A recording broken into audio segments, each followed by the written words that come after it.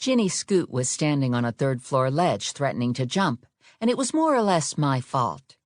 My name is Stephanie Plum, and I work as a bounty hunter for my bail bondsman cousin Vinny.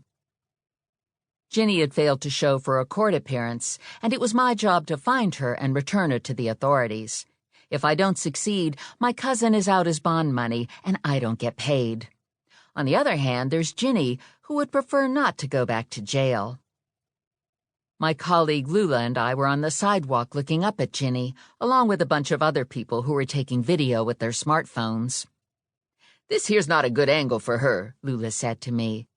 "Everybody could look up her skirt and see her hoo-ha.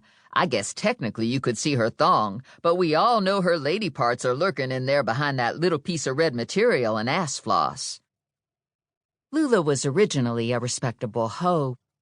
A couple years ago, she decided to relinquish her corner and take a job as a file clerk for the bonds office. Since almost all the files are digital these days, Lula mostly works as my wheelman.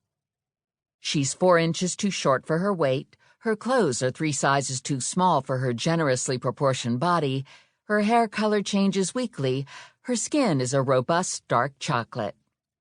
I feel invisible when I stand next to Lula because no one notices me. I inherited a lot of unruly, curly brown hair from the Italian side of my family, and I have a cute nose that my grandma says is a gift from God.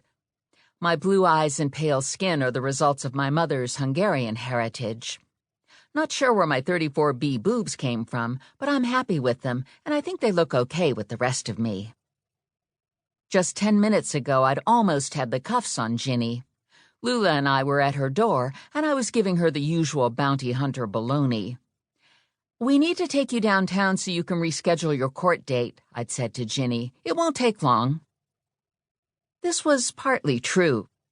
The rescheduling went quickly. Whether she would make bail again was a whole other issue.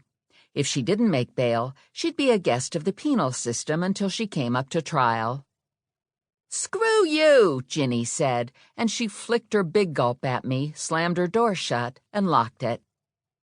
By the time Lula and I got the door unlocked, Ginny had climbed out her bedroom window and was standing on a 2-foot-wide ledge. So here I was in a soaking wet shirt trying to talk Ginny off the ledge. "Okay," I yelled at her. "I'm out of your apartment. That's what you wanted, right? Go back inside." "I don't want to go to jail." "It's not that bad," Lula told her. "They let you watch television in the day room and you'll make new friends." "I'd rather die," Ginny said. "I'm gonna jump." "Yeah, but you're only on the 3rd floor," Lula said. "You'll just break a bunch of bones, and anyways, you never know about these court cases. Sometimes they get dismissed." "She cut off her boyfriend's penis," I whispered to Lula. "It could have been justified," Lula said. "It was his penis." "So probably chances of him dismissing the charges aren't so good," Lula said. "Men don't like when you cut their dick off. I hear it's real hard to sew a dick back on." "If you want to die, you have to make sure you land on your head," Lula yelled up to Ginny. "That probably would do it." 2 Trenton PD squad cars drove up and parked at an angle to the curb. They were followed by a fire truck and an EMS truck. One of the uniforms from the squad car came over to talk to me. "What's going on?" "She's FTA," I told him. "I went to cuff her and she managed to get away and get out on the ledge." A satellite truck from the local television station pulled up behind the fire truck. "Can you get someone to talk to her, a relative or a boyfriend?" the cop asked me. "Probably not the boyfriend," I said.